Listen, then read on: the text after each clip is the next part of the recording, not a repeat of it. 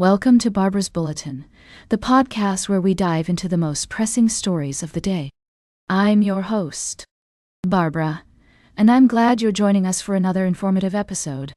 Today we're starting with a complex and intriguing story that has sparked debate and discussion around the world. It involves the United States government's recent decision to offer refugee status to white South Africans, specifically those of Afrikaner descent, who claim they are being persecuted in their home country. Now, let's take a step back and examine the facts. The assertion that white South Africans are facing persecution has been a topic of controversy for years, with some arguing that they are victims of a white genocide, and others claiming that this narrative is overstated or even fabricated. According to reports, over 67,000 people have expressed interest in the U.S. government's offer, which was announced by former President Donald Trump. However, it's essential to note that the vast majority of murder victims in South Africa are black, and crime researchers say there is no evidence to suggest that white farmers are being targeted specifically. We've also seen data that shows the significant wealth disparity between white and black households in South Africa, with the average white household owning 20 times more wealth than the average black household. Additionally, 3/4 of private land in the country is still owned by whites. It's crucial to approach this story with nuance and consider multiple perspectives. While some white South Africans may indeed face challenges and violence, it's equally important to acknowledge the historical context of apartheid and colonialism that has contributed to the ongoing inequalities in the country. We'll continue to follow this story and provide updates as more information becomes available. In the meantime, we want to hear from you, our listeners. What are your thoughts on this complex issue? Do you think the U.S. government's offer is justified? Or do you believe it's a misguided attempt to address a non-existent problem? We'll be right back with more of today's top news on Barbara's Bulletin. Welcome back to Barbara's Bulletin. We're glad you're joining us again as we continue to bring you the latest news from around the world. In this segment, we're focusing on a developing story in Tanzania, where opposition officials have been arrested ahead of a court appearance by Tundu Lissu, a leading government opponent. According to reports from The Guardian and Reuters, at least 2 officials from the main opposition party, Chadema, were detained by police while on their way to a rally in support of Lissu. This move has sparked concerns about the state of democracy and human rights in Tanzania, particularly as the country prepares for presidential and parliamentary elections in October. Lissu, who survived an assassination attempt in 2017, is facing treason charges that could carry the death penalty.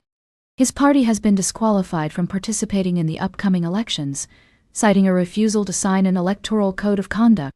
However, Chadema claims this disqualification is unconstitutional and designed to favor the ruling party. As we delve into this story, it's essential to consider the complexities of Tanzanian politics and the ongoing tensions between the government and opposition parties. President Samia Suluhu Hassan has been under scrutiny for her human rights record, with some critics accusing her of reverting to the repressive tactics of her predecessor, John Magufuli. Amnesty International has called for Lissu's immediate and unconditional release, highlighting the need for Tanzania to respect the rights of opposition leaders and ensure a fair electoral process. As this situation continues to unfold, we will be keeping a close eye on developments and bringing you updates as more information becomes available. It's crucial to approach this story with nuance and balance, recognizing the diverse perspectives and interests at play. We must consider the concerns of both the government and opposition parties, as well as the implications for Tanzanian citizens and the broader region. As we move forward, it will be essential to monitor the situation and assess the potential consequences of these events on Tanzania's democratic trajectory. For now, we'll continue to follow this story closely and provide you with in-depth analysis and updates. Stay tuned for our final story of the day, right here on Barbarous Bulletin. Welcome back to Barbarous Bulletin.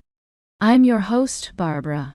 As we wrap up today's show, we're going to take a closer look at a developing story that's gaining international attention. The relationship between Ukraine and South Africa has been making headlines lately, particularly with the recent visit of Ukrainian President Volodymyr Zelensky to South Africa. Now, I know some of our listeners might be thinking, what's the significance of this visit? Well, let me break it down for you. Ukraine has been trying to strengthen its ties with African countries, and South Africa is a key player on the continent. With many African nations refusing to condemn Russia's invasion of Ukraine in 2022. Zelensky's administration has been working to change that narrative. But here's the thing. Ukraine's relationship with the US, its main weapons supplier, has become increasingly complicated since President Donald Trump took office.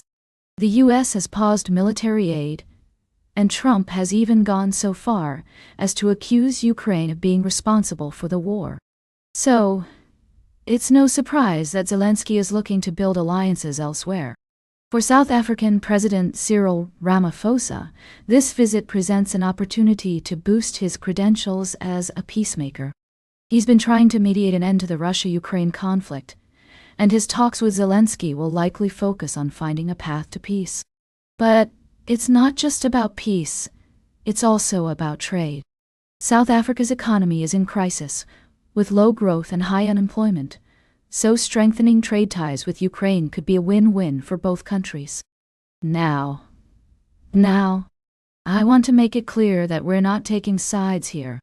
This is a complex issue with many nuances, and we're simply presenting the facts as they are. It's worth noting that Russia has significant influence in Africa, and Ukraine will have to navigate this crowded space carefully.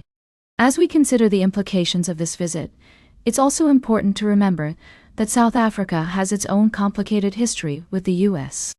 The Trump administration has been critical of South Africa's genocide case against Israel at the International Court of Justice, and there are allegations of unfair treatment of the white minority Afrikaner community. So, what does this all mean? Well, it means that international diplomacy is always a delicate balancing act. Countries must navigate complex relationships, competing interests, and historical tensions to achieve their goals. And as we watch this story unfold, it's essential to remain informed, engaged, and open-minded. That's all for today's Barbarous Bulletin. Remember to like, share, and subscribe. And until next time, stay engaged.